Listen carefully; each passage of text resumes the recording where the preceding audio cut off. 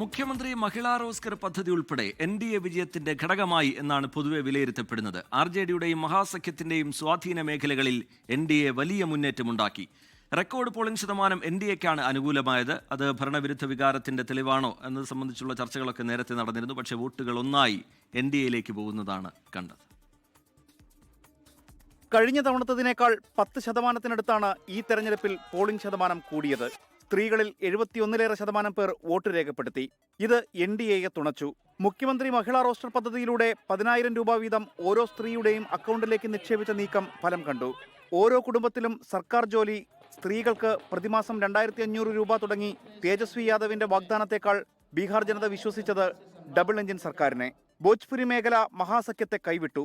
21 സീറ്റാണ് ഈ മേഖലയിൽ നഷ്ടം.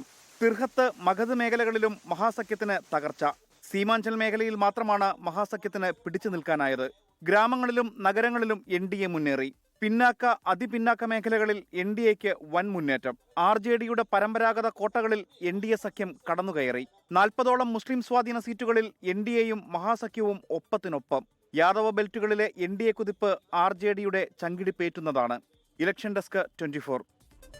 ലോകത്തെവിടെയായാലും ഏത് സമയത്തും 24 വാർത്തകളും ഓഗ്മെന്റഡ് റിയാലിറ്റി പാക്കേജുകളും എക്സ്പ്ലെയിനറുകളും വിശദമായി കാണാൻ ഞങ്ങളുടെ YouTube ചാനൽ നിങ്ങൾക്ക് സബ്സ്ക്രൈബ് ചെയ്യാം.